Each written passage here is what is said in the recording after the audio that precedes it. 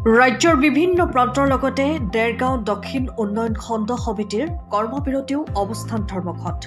উল্লেখ্য যে পঞ্চায়ত কৰ্মচাৰীসকলে বিভিন্ন চৰকাৰী চাকৰিৰ তুলনাত তেওঁলোকে অসম চৰকাৰৰ পৰা সমমৰ্যাদা নোপোৱাৰ বাবেই কৰ্মচাৰীসকলে ক্ৰমে ৬০ বছৰলৈ চাকৰি সুনিশ্চিত কৰা, সকলো কৰ্মচাৰীৰ সমকামৰ সমবেতন নীতি প্ৰযোজ্য কৰা, সকলো কৰ্মচাৰীৰ আৰপি ব্যৱস্থা কৰা, চৰকাৰী কৰ্মচাৰীসকলে লাভ কৰা সকলো সুবিধা প্ৰদান কৰা, বিভাগত খালী হোৱা প্ৰতিটো পদৰ বিপৰীতে অভিজ্ঞতা আৰু যোগ্যতা অনুসৰি সকলো ঠিকাভিত্তিক কৰ্মচাৰীক বিভাগীয়ভাৱে পৰীক্ষা পাতি নিযুক্তি প্ৰদান কৰা আদি বিভিন্ন দাবীৰে কৰ্মবিৰতি আৰু অৱস্থান ধৰ্মঘট পালন কৰে।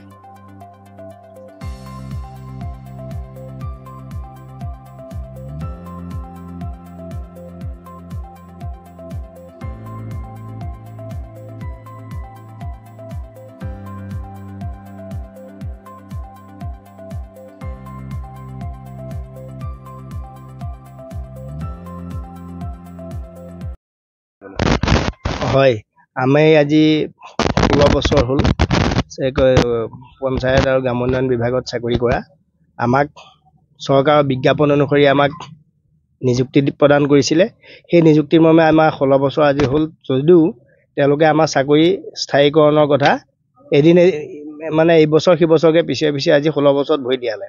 গতিকে আমি আজি আমাৰ সদৌ অসম ভিত্তিত পঞ্চায়ত আৰু গ্ৰাম উন্নয়ন বিভাগে আমাৰ যি ঠিকাভিত্তিক কৰ্মচাৰী ইউনিয়নৰ আমি বিভাগৰ লগত আলোচনা কৰা হৈছিলে। সেই আলোচনাটো আমাৰ সুফল নোপোৱাৰ কাৰণে আমি আজি এনেকৈ অৱস্থান ধৰ্মঘট পেইনডাউন কাৰ্যসূচীৰে আমি অসমৰ প্ৰত্যেকটো খণ্ড উন্নয়ন কাৰ্যালয়ত আমি এনেকৈ ধৰ্মঘট কৰিবলৈ বাধ্য হৈছোঁ। আমাৰ প্ৰধান দাবীসমূহ হৈছিলে যে চাকৰিসমূহ 60 বছৰ, আমাৰ কৰ্মচাৰীসকলক 60 বছৰলৈ সুনিশ্চিত কৰা, চাকৰি সুনিশ্চিত কৰা, লগতে আৰু দৰমহা বৃদ্ধি কৰা, HR পলিচি লাগু কৰা আৰু বিভিন্ন যিবোৰ অসম চৰকাৰৰ সমকামৰ সমবেতন দিয়া, এনেকুৱাবোৰ আমাৰ বহুত সমস্যা আছে। সেই সমস্যাখিনি সমাধানৰ ক্ষেত্ৰত আমি চৰকাৰৰ লগত বাৰে বাৰে আলোচনা কৰিছিলোঁ। কিন্তু যোৱাবাৰ সৰ্বানন্দ সোণোৱাল ডাঙৰীয়া চৰকাৰৰ দিনত লাষ্ট কেবিনেটত আমাৰ কৰ্মচাৰীসকলক চাকৰি 60 বছৰলৈ নিশ্চিতকৰণ কৰা আৰু এই স্থায়ীকৰণ কৰাৰ এটা কেবিনেটত সিদ্ধান্ত লৈছিল। কিন্তু পিছত পুনৰ একেই বিজেপি গভৰ্ণমেণ্ট অহাৰ পিছত আমাৰ সেই যিজন মন্ত্ৰীয়ে ইয়াত ঘোষণা কৰিছিলে চন্দ্ৰমোহন পাটোৱাৰী ডাঙৰীয়াই, তেখেতে কোৱাৰ পিছতো আজিও তেওঁ আমাৰ মন্ত্ৰীসভাত অন্তৰ্ভুক্ত হৈ আছে, তবু আমাৰ কামখিনি আজিলৈকে হৈ নুঠিলে। সেইকাৰণে আমি ইয়াৰ অৱস্থান ধৰ্মঘট কৰি আমি চৰকাৰলৈ আবেদন জনাইছোঁ যে আমাৰ 60 বছৰ চাকৰি সুনিশ্চিত কৰিব লাগে, আমাৰ সমকামৰ সমবেতন দিব লাগে আৰু HR পলিচি লাগু কৰিব লাগে আৰু অসম চৰকাৰৰ যিখিনি সুবিধা আছে অন্যান্য চাকৰিয়ালৰ দৰে সেইখিনিও আমাক দিব লাগে। এইখিনি আমাৰ প্ৰধান দাবী। আমি 10 বজাৰ পৰা বিয়লি 4:30 বজালৈ হ'ব। কিমানজন আছে আপোনালোকৰ বিভাগৰ কৰ্মচাৰী? আমাৰ অল আছামত 8,000 কৰ্মচাৰী আছে। আমি সেই 8,000 কৰ্মচাৰী আজি পেইনডাউন কাৰ্যসূচী ধাৰণ লোৱা হৈছে। আজি 2 দিন হৈছে।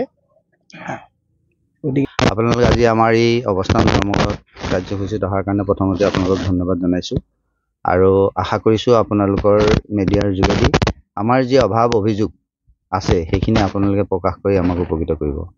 কথা হৈছে কি, আমি এনৰেগাত আমাৰ কৰ্মচাৰীসকল সোমাইছিলে 2008 বৰ্ষত। তাৰ পাছত বিভিন্ন পৰ্যায়ত GPC, BPM এনেকৈ আমাৰ পঞ্চায়তো গ্ৰাম উন্নয়ন বিভাগত বহুতখিনি কণ্ট্ৰেকচুৱেল এমপ্লয়ী নিয়োগ কৰিলে। বৰ্তমান অসমত 8,000 কৰ্মচাৰী আছে। এই কৰ্মচাৰীসকলে আজি দিনে ৰাতিয়ে কষ্ট কৰি এই পঞ্চায়ত ডিপাৰ্টমেণ্টক উন্নতিৰ পথত আগবঢ়াই নিছে আৰু ভাৰত চৰকাৰৰ পৰা পুৰস্কাৰ পোৱাত সহযোগিতা আগবঢ়াইছে। গতিকে চাওক, আজি আমি ভোকত পৰি আজি আমি অৱস্থান ধৰ্মঘট কৰিবলগীয়া হৈছে আৰু আমি আহি চিঞৰিবলগীয়া হৈছে আমাক ভাত লাগে। যেতিয়া আমি এজন পিতৃ বা মাতৃয়ে পুত্ৰ সন্তান বা কন্যা সন্তান জন্ম দিয়ে, তাৰপিছত তেওঁলোকক লালন পালন কৰাৰ দায়িত্বটো সেই পিতৃ মাতৃৰ থাকে। গতিকে আমি এতিয়া ভাবিছোঁ যে অসম চৰকাৰ আৰু আমাৰ ডিপাৰ্টমেণ্টৰ আমাৰ মন্ত্ৰী মহোদয় এই দুজনক আমি পিতৃ মাতৃ বুলি ভাবিছোঁ। গতিকে আজি আমি ভোকত পৰিছোঁ, আমি কান্দিছোঁ, আমি ভাত লাগে, কল লাগে, কিবা লাগে, আমাক আজি পিয়াহ লাগে, আমাক পানী লাগে। গতিকে এই বস্তুখিনি আমাক কোনে চাব? এই পিতৃ মাতৃয়ে চাব। গতিকে সেই পিতৃ মাতৃৰ দায়িত্ব তেখেতসকলে পালন কৰিব লাগে আৰু আমাৰ যি অভাৱ অভিযোগ আজি আমি অভাৱ অভিযোগ কি কৰিম তেওঁলোকৰ আগত যে আমাৰ 60 বছৰলৈ চাকৰি নিশ্চিতকৰণ কৰক, আমাৰ দৰমহাৰ বৃদ্ধি কৰক। বৰ্তমান যিটো দৰমহাত আমি চলি আছোঁ, এই আজি মূল্যবৃদ্ধিৰ দিনত এটা উপযুক্ত দৰমহা, সমকামৰ সমবেতন, সেই নীতিৰ আধাৰত আমাক দৰমহা প্ৰদান কৰক। আৰু আমাৰ কৰ্মচাৰীসকলৰ যি কামৰ অসুবিধা আছে সেই অসুবিধাসমূহ দূৰ কৰক। যিহেতু পঞ্চায়ত ডিপাৰ্টমেণ্টত কাম কৰিবলৈ গ'লে আমি গ্ৰাছ লেভেলত কাম কৰোঁ, আমাৰ বিভিন্ন সমস্যা আছে, সেই সমস্যাসমূহ তেওঁলোকে আমাক সমাধান কৰি দিয়ক বা আমাৰ তাৰ এটা উত্তৰ উলিয়াই পেলাই আমাক কাম কৰাৰ সহযোগ কৰক। গতিকে এই কথাখিনিকে আপোনালোকৰ আগত অৱগত কৰিছোঁ আৰু অসম চৰকাৰ তথা মাননীয় মুখ্যমন্ত্ৰীক আমি আহ্বান জনাইছোঁ যাতে তেখেতে আমাৰ এই কৰ্মচাৰীসকলৰ চাকৰি সুনিশ্চিত কৰক 60 বছৰলৈ আৰু সমকামৰ সমবেতন প্ৰদান কৰক। 20 বছৰীয়া যোৰহাটবাসীৰ একমাত্ৰ ভৰসা প্ৰতিষ্ঠান ৰিয়া টি ষ্টল।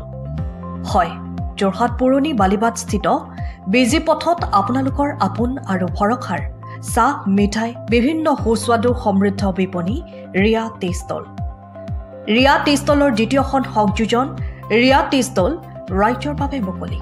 ইয়াত নানান ধৰণৰ বিস্কুট, ব্ৰেড, সুস্বাদু পেষ্ট্ৰি, কেক, চাহ, কফিৰ লগতে বাৰ্থডে কেক উপলব্ধ। লগতে অৰ্ডাৰ মতে যোগান ধৰা হ'ব। তেনেহ'লে পলম নকৰি আহক আপোনালোকৰ প্ৰিয় বিপণী ৰিয়া টি ষ্টললৈ।